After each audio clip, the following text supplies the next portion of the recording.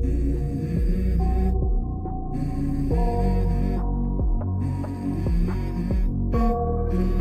go. I wake up to a little bit of drool on my pillow, feel like it's gonna be a bad day. I'm tired of shit. Hello friends and my lovely viewers, welcome back to the channel. I want to start this video by first apologizing once again for the late upload. To be honest, I want to upload videos as efficiently as possible, but not gonna lie, YouTube is not my main profession at the moment. Thus, things like leaks and insider infos used to help me a lot when it comes to pre-planning and uploading on time. But lately, actually for a while now, Bloodline has completely stopped sending contents our way. And I'm not gonna lie, I have asked the staff multiple times to at least start sending leaks. But it has been 2 months and no progress. And like I said, as YouTube isn't my main career, it is becoming harder and harder for me to keep up with the schedule. Because originally, my plan is to make one video which will inform my viewers about everything you all need to know about a certain clan. And as everything is taking a lot of time, I am planning something, which is, although I'm doing this clan review in one video, but for the next clan reviews or videos onwards, I will divide my clan videos into 2 videos. I just want to clear everything up, just in case in the future no one can claim that I'm clickbaiting or tricking viewers. So the first video would be about me, initially going through the skills and also talking about the looks of the champion. AKA, it will be a first look kind of video, where I may or may not mention if it is worth summoning or if I'm gonna summon or not. While the second video would be a more detailed video where I talk about traits, maybe some team synergy, and I might confirm or change my decision on whether it is worth summoning or not. Anyways, let's get on with the actual video. Today, we will check out the new clan that has been released. The clan is called Soul Keepers and these champions are assassins. We will go through their appearance, clan trait, and skills as always. And within the video, I will tell you guys if I'm planning to summon for this clan, and which champion I would like to try out if I was to claim this clan successfully. Let us get started with the female's appearance. She is seriously reminding me of the Choir Discordant clan. The entire vibe, color, style, looks, you name it. It is very similar to be honest. But one difference is for sure her wings and weapons. I seriously love her wings. They give off dark energy and give sense to why she's given the clan name Soul Keepers. And then obviously her weapons are quite unique as well. I wonder if the male will have the same weapon, wings and style. Let us have a look. The male is very much like the female, but not entirely. The wings are the same, the cape and clothes are also pretty much the same. But his weapon is luckily a sight which makes him different from the female. We definitely do need some indifferences within each clan's champions, so I'm very happy to see this. Anyways, I personally would rate their looks 9 to 10. Let us move on to the clan trait now. Their trait is called Dark Corrosion, and this is what it says. When normal attacks or skills hit an enemy, there is a 1% chance to reduce their damage dealt by 2% for 5 seconds. The target will become immune to the same effect in the next 6 seconds. This effect is not stackable. Basically, this trait is a debuffer.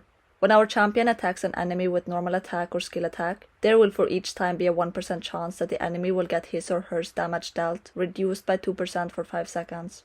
But the target will become immune to the same effect in the next 6 seconds, so we cannot constantly reduce his damage dealt. And this effect is not stackable. I hope it became more understandable after breaking it down. Let us see their skills now, starting with the male's active skill. Agonizing Mist. He will conjure a cloud of dark mist to shroud the caster for 10 seconds. This mist deals damage to nearby enemies equal to 70% of the caster's strength and generates a shield with the same amount of durability for 3 seconds. The enemies that are affected by the mist cannot recover constitution. In Dominance, aka Big Scary State, the range of the mist is greatly increased and deals damage every 0.8 second. The mist can stack up to 3 layers, and the caster becomes immune to control effects while at max layers. CD, aka cooldown, is 12 seconds. So it deals damage, defends and debuffs the enemy so they cannot recover constitution. And activating the dominance effect before using this skill is wise as it will increase the damage being dealt. I'm not too sure yet what the scary dominance effect is or how it is activated, but his passive or ultimate skill may say something about it. Let us see his passive now. Potence of Doomsday. All strength increase buffs are converted into energy gain rate at a conversion rate of 20%. Each normal attack reduces the caster's active skill CD by 16%, and each damage taken reduces it by 8%. The conversion rate rises to 25%, and the CD reduction increases by 25% in the dominant state. Once again, they mention about this big scary dominance thingy, and it clearly will buff the passive as well when activated. I guess the effect can be found in the ultimate, which we will have a look at very soon. But first, allow me to break down this skill a little, as it was quite complicated and hard to understand. All buffs that increase the strength will be converted into energy gain rate, but it is just 20% of each buff that will be converted. Whenever our champion uses a normal attack, he will get his active skill's cooldown reduced by 16%, while if he takes damage, the cooldown of his active skill will be reduced by 8%. So it will take a shorter amount of time for him to use his active skill every time he uses a normal attack or takes damage. And like I mentioned, his dominant state increases the conversion rate and cooldown reduction. I hope I explained it well enough. Let us move on to the ultimate. This is a long ultimate, but at least now we will get to know how his special dominant state works. He will enter the state called Dominance for 12 seconds, where he will teleport behind enemy units and execute them. This only works for enemies whose constitution is lower than 950% of our champion's strength though. When the execution is performed, our champion cannot be interrupted or targeted. After the execution, the champion will permanently gain 12% damage bonus and 12% damage reduction. In the dominant state, casting the ultimate skill will renew the duration of dominance and increase the threshold to trigger execution by 80% of the champion's strength. The threshold can be increased indefinitely. To be honest, I am a little confused by the very last part, which mentions about renewing the duration of dominance, etc, etc. I know I'm supposed to be the one explaining stuffs and all, but I tried reading it multiple times in hopes of understanding it better. And it just doesn't make sense to me. If you understood what is meant by this very last part of the male's ultimate, we would truly appreciate it if you explain it in the comment section below. Anyways, if I didn't miss anything or misunderstand anything, and if this skill works the way it is described, I believe he can be a really good champion. His ultimate sounds nearly broken, especially in the part where it mentions about him executing the enemies who has a certain constitution. I'm not going to lie, but I already have some plans on what traits to put on him. I will talk in more details about it after I'm done checking out the female. So let us move on to the female now. Her active skill is called Merciless Pursuit. She will teleport behind the enemy who has the highest energy and launch a quick strike. This attack of hers deals damage to all enemies within a fan-shaped area, equal to 480% of her own strength. On top of that, her attack will drain 30% of their current energy, reduce their strength by 25%, and reduce the constitution regeneration by 60% for 5 seconds. I really like the part where she debuffs the enemy in multiple ways, and I wonder how useful it can be for the team in general. But yeah, moving on to the passive, which is called Sinner's Bane. Each of her normal attacks steals 100 energy from the target. The damage taken from higher energy enemies will be reduced by 34%, and our champion will deal 34% higher damage to the enemies who's got lower energy than her. This skill says our champion will steal energy for each attack, which means the enemy will get less energy, while our champion will get more energy.